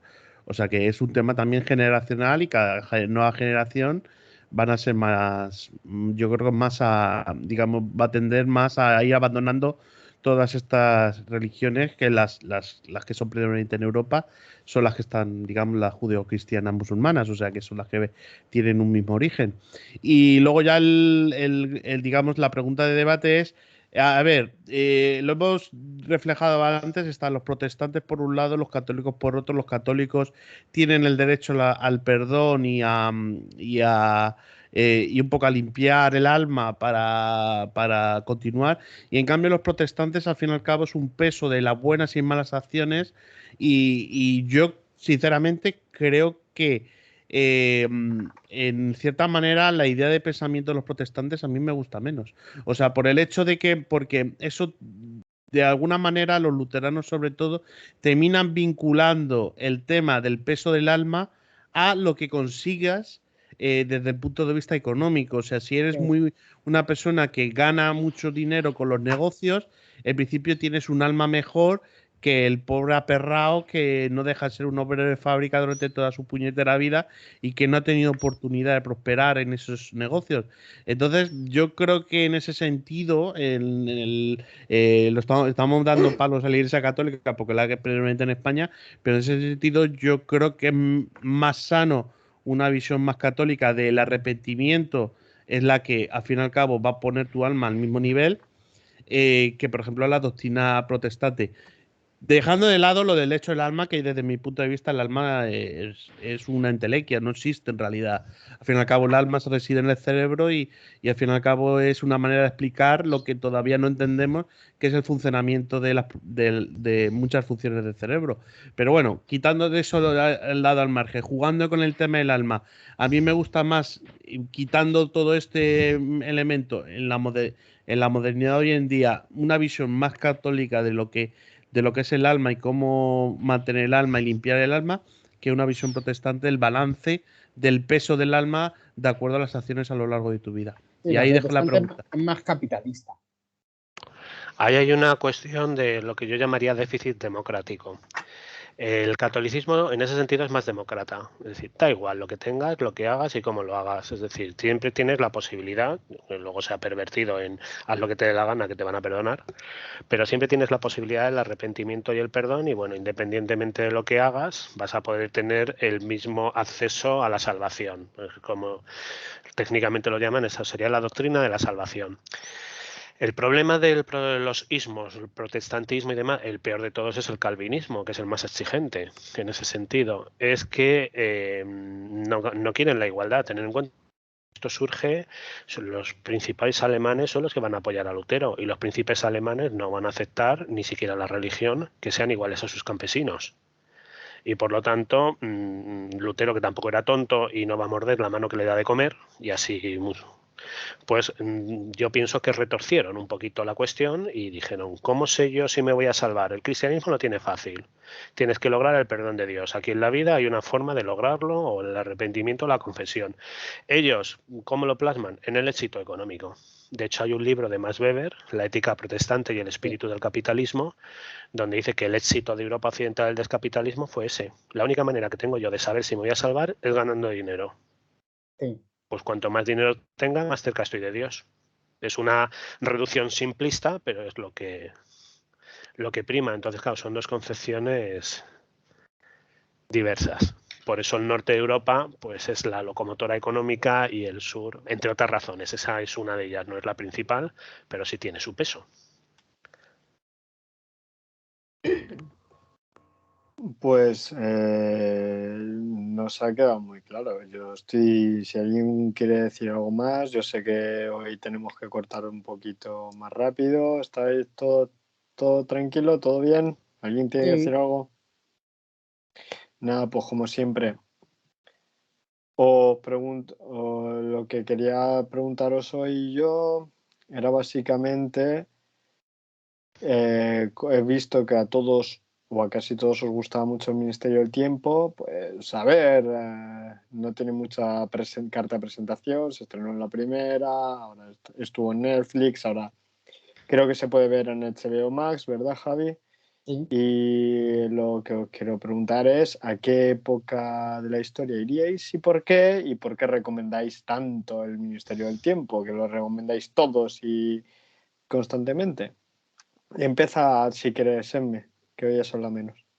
Ostras, estaba pensando que no sé, no sé qué época, porque en todas las mujeres lo tenemos tan chungo. Tendría que ir disfrazada de hombre, vamos. O de monja. Uf, Ni así ya se libra una. Coño, porque puede aparecer un párroco que quiera ver cómo Sí, eso introducen los sí. dedos en la vagina de otra. Por eso, o sea, que ni de monja te libra. No sé, cualquier época en verdad me gusta porque no es lo mismo cuando se lee y se estudia que cuando lo visitas y lo ves tal y como era realmente, ¿no? Pero no sé, a lo mejor la época de Grecia me gusta mucho, la Hélade y eso sí. Pero bueno. Y después, pues el Ministerio del Tiempo. Es que mezcla historia con fantasía, ciencia ficción. La verdad es que tiene muchas mezclas de cosas que gustan, por lo menos a mí. Y está muy bien hecha y eso. Y bueno, a mí un capítulo que me gusta mucho fue el capítulo en el que en el final lleva a Lorca a unos años, bueno, hasta hace unos años para que viera que lo habían matado, que estaba Camarón cantando una de Sí. sus letras. Y dice Lorca, entonces gané yo, porque todavía se le recuerda, porque Sí, ese capítulo a esa mí, escena es nada que mítica. por ese trozo a mí me encantó. Y tiene muchas cosas de que te enteras de cosas de historia que a lo mejor son curiosidades o cosas así, pero la verdad que a mí me gusta bastante. Mezcla Dale, muchas cosas que me gustan. ¿terminaste, Emme? ¿Eh? ¿Has terminado? ¿Sí? Dale, Gisas. Pues yo no he visto la serie. ¿Pero a qué época irías?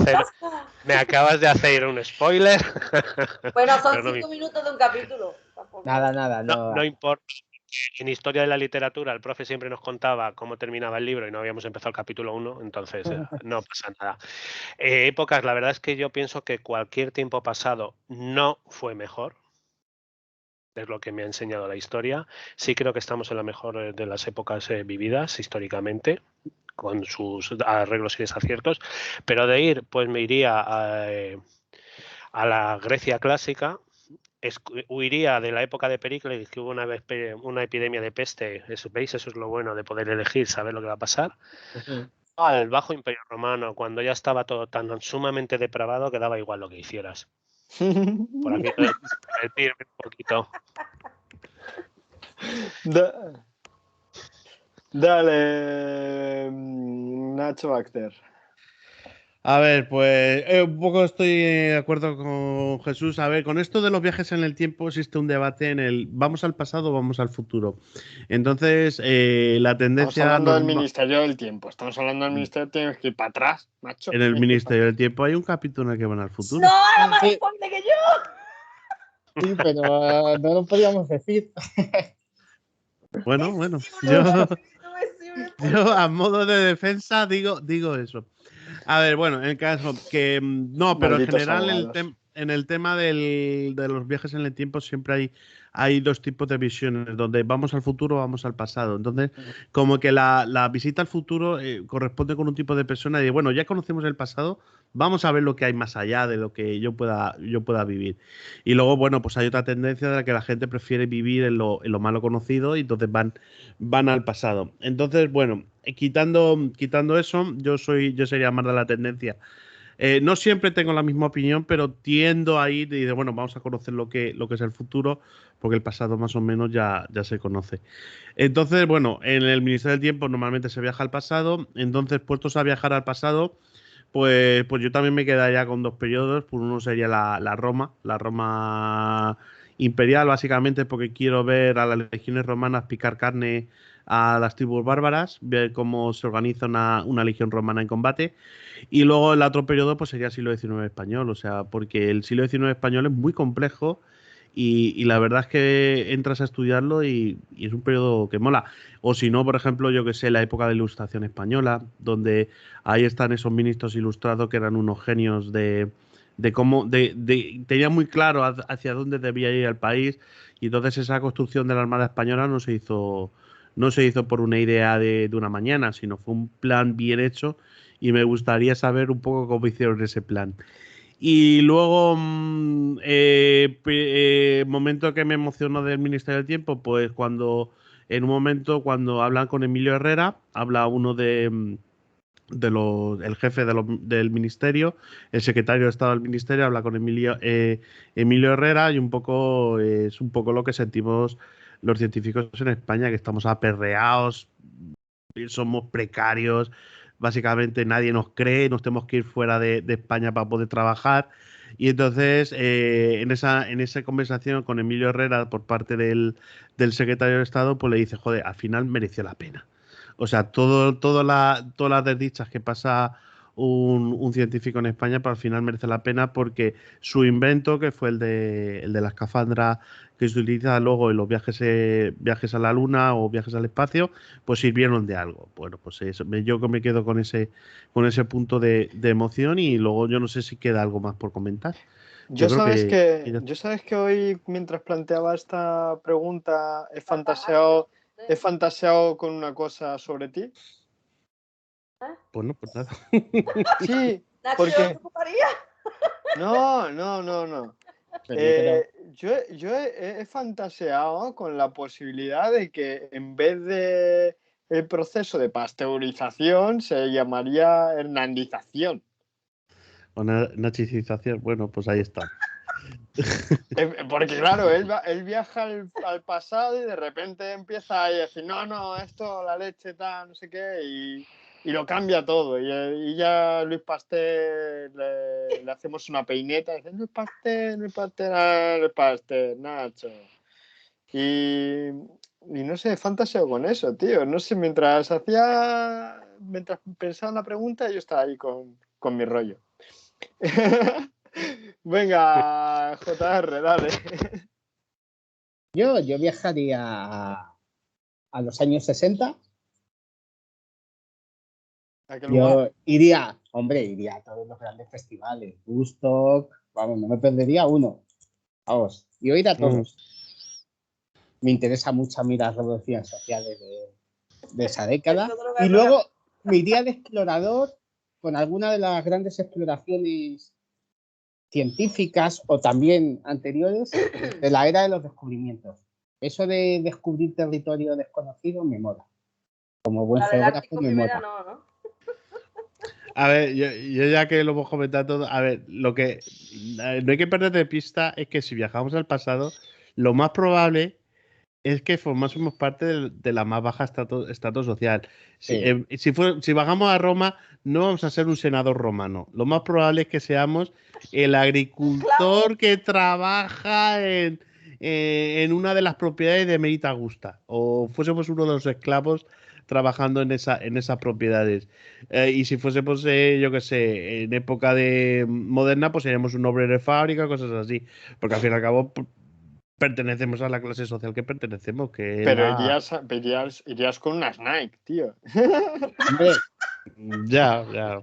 Y una sudadera ahí con bolsillo de canguro. bueno, del Ya. ministerio que no había dicho, a mí me gusta mucho, me gustan todos, pero me gusta mucho el capítulo en el que se encuentra con Picasso. Para mí, uno de los grandes del siglo XX. Llamarías mazo la atención, Nacho. O sea, y cualquiera de los que estamos aquí en el pasado llamaríamos la atención por cómo vamos vestidos, por un montón de cosas. Nos Hombre, acusarían seguramente de se cambian, brujería o de algo. No te vayan ahí. Pero nos acusarían de brujería o lo que sea. Cambia de Hombre, ropa antes de con ir. unas Nike, No, ¿cuántas que- indulgencias compraríamos? No sé, pero no, porque no sabrían que son unas zapatillas, no le darían no le darían ningún valor. Bueno, Pero, pues una de estas pero que llamarían la brillan. No, pero atención. te cambias antes de ir, igual que hacen en el Claro. Ministerio del Tiempo. Claro, Claro. te pones ropa Te cambian adecuada. dependiendo de qué época vayan ahí, hijo. Pero si yo voy a fastidiar. O sea, si yo voy, o sea, yo voy No. vestido. Tú fastidias Cuidado en con cualquier la- época. Cuidado con la ropa, que en determinadas épocas hay leyes suntuarias y determinadas vestimentas están expresamente prohibidas para que no forme parte de la clase social a la que va dirigida esa ropa. O sea que no podría salir hasta mal si elegimos mal el traje. No, no. Bueno. Pasamos por el ministerio, hombre. Si vamos con el Ministerio del Tiempo, entonces. Decimos a la secretaria que es Pero majísima. luego, por ejemplo, sería muy gracioso si decimos, venga, pues viajamos a la Edad Media, viajamos al Imperio Romano.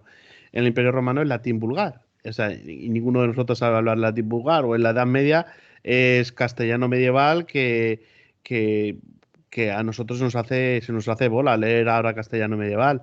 O Por sea que eso yo voy a tendríamos los años 60. problemas idiomáticos para hablar. Sí, Y sí, más o menos hablan totalmente. igual. Aquí que se han ido a Grecia, Esmeralda y Gisas, pues van a tener que hablar griego. Griego clásico. Van a tener que hablar griego clásico ahí. Bueno, yo sé decir, buenos días, tú llegas y dices gemera. Como diga Malaca, Calimera. mano, ¿eh? No, dices calimera. Dices Calimera. Calimera, buenos días, Calispera, buenas noches. No, calispera es buenas tardes. Tal, Buenas noches es también. buenas noches. Y tú imagínate, te vas a la Grecia antigua, te conoces a alguno de los matemáticos de la Grecia antigua y tú dices, Calimera. tú no sabes, déjame a mí y empiezas a utilizar los números arábigos para hacer los cálculos de triángulos. Sí. Pobre Pitágoras. Te explica Pitágoras el método de Ruffini para resolver polinomios. Dices que te hago aquí una raíz cuadrada. Espérate que esto te lo soluciono yo, quita. Quita que tú no sabes. Y el otro, ¡guaya! Bueno, yo me iría al momento en el que se descubre el petróleo. Diría, no, esto bueno. Esto bueno. Esto es calidad, esto es calidad. Esto no vale para nada, para mí, déjame para mí. Yo de esto podemos hacer. Ponlo en un coche y el otro, ¿qué? Bueno, ya ahí. De visionario, el ciego de visionario. No, y el momento que más, no sé, yo sí coincido con lo de Grecia. A mí me gustaría ver cómo la época de Sócrates, yo estaría pegado a Sócrates, a ver qué pregunta, qué dice, ¿no? ¿Qué dice Sócrates? No lo entendería un carajo, pero ¿y qué bien habla este hombre? ¿Cómo pregunta? Y yo, no tomes cicuta, Sócrates, a ver, espérate, que yo te tomo apuntes. Y ahí, para que quede escrito todo lo Eso- que me hablamos. Sin entender lo que dice, tú ibas a tomar apunte. Ajá. O sea, eso suponiendo que Sócrates realmente existiese y no fuese un invento de Platón, claro. No, hombre, por favor. Ya estamos. Guau. Ya estamos con la faque, Filfa, eso es filfa. Bueno, y el capítulo que más me gustó probablemente es que yo amo a Lope de Vega. Yo el capítulo de Lope me gustó mucho. Muy bueno también. Me gustó mucho. Y nada, pues yo creo que podemos terminar muchas... Bueno, lo último ya es ¿qué estáis haciendo? Y ya terminamos. ¿Qué estáis haciendo? Javi, empiezas tú, JR. Pues yo llevo toda la semana haciendo vigilancias con los policías de The Wire. Tengo un cansancio encima.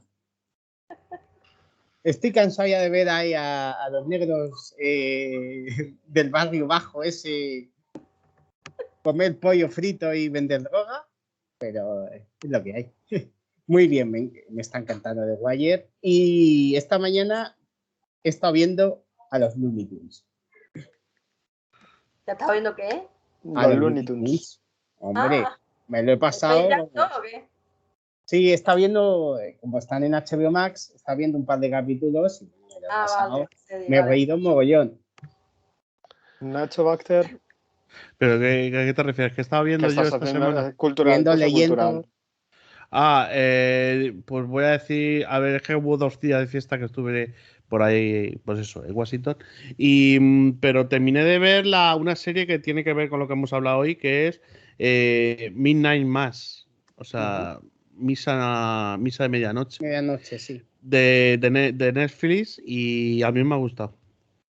No quiero desvelar un poco la trama Como has porque hecho tiene con que el ver. Ministerio del Tiempo, ¿no? Porque yo no sabía, yo pensaba que la había Pero visto Misa de todo. Medianoche se ha estrenado hace un mes y pico. Sí, Que sí, sí, tiempo ya lleva tiempo. claro. Que mejor dicho. Entonces está bien porque es un poco. Es un pueblo en el que se hacen misas católicas de Nueva Inglaterra, de la zona de Nueva Inglaterra, cerca a la región de Quebec. Por eso se Mucho hacen. católico en esa Es zona. católico ahí, es una región católica. Y un poco toda la trama que se desarrolla a partir de ahí en un pequeño pueblo. Yo la recomiendo, ¿eh? Está muy bien. Jesus.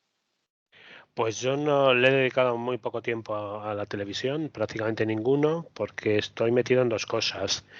En un proyecto en el cole con la profesora de biología, que le vamos a llamar el encuentro de 2 mundos, y donde los chavales van a hacer qué productos se trajeron de América, qué productos llevamos a América, recetas culinarias, enfermedades, documentos, expediciones científicas, y los vamos a llevar al Museo de América.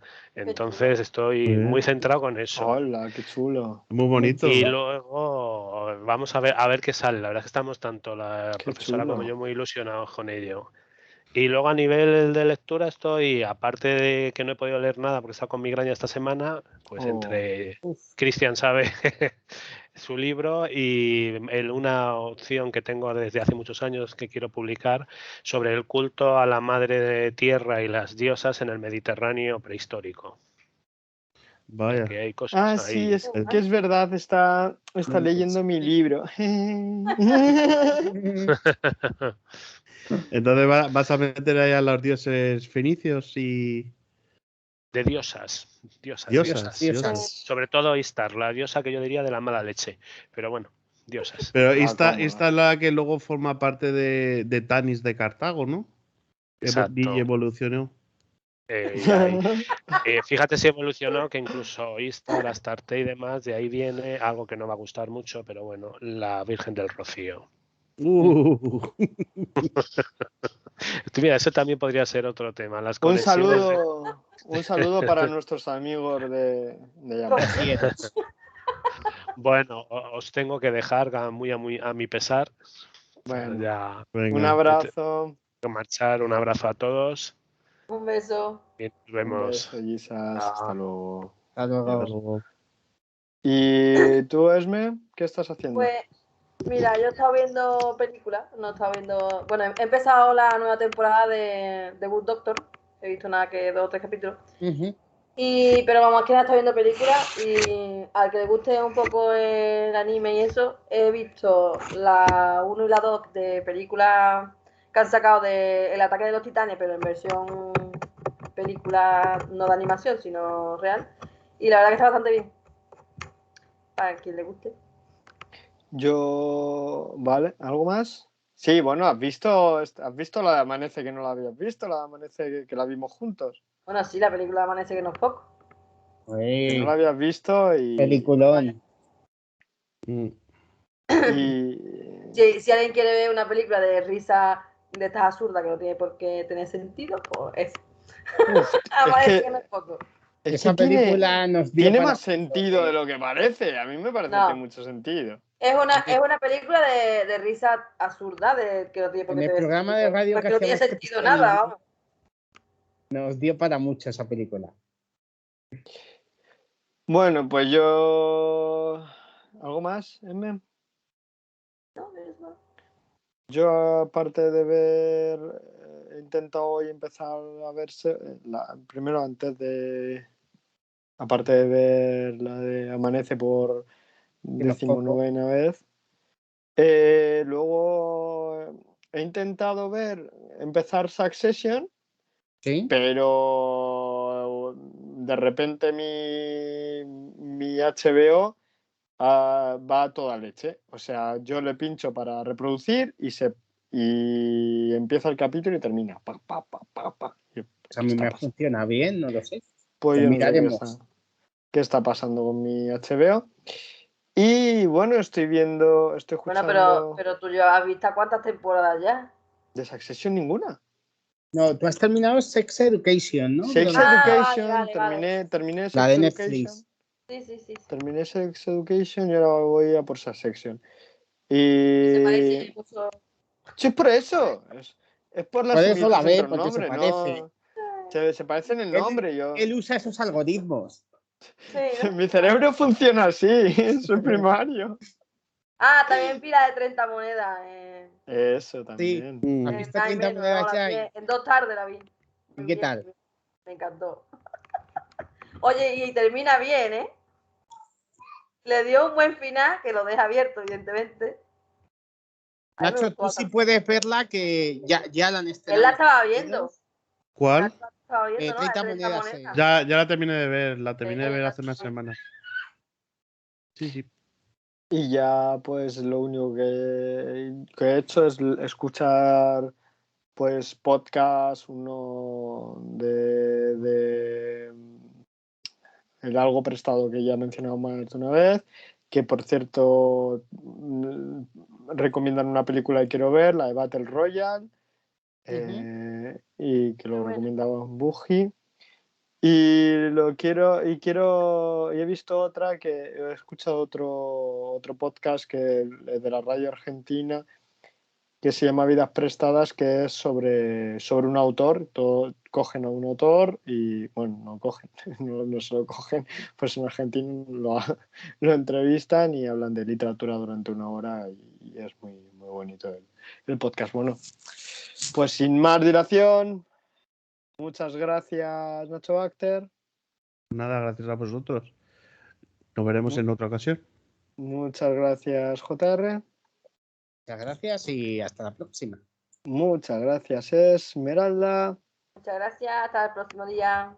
Y a los oyentes o videntes o lo que quieran ser, pues que nos sigan en clandestinos__ en Twitter, en el Facebook clandestinos y clandestinas o clandestinas y clandestinos, da igual, va a aparecer por los dos lados. En iVoox también es clandestina@s, en YouTube, pues si nos está viendo en YouTube, es clandestina@s también. Así que un saludo y hasta la próxima. Chao, chao. Adiós.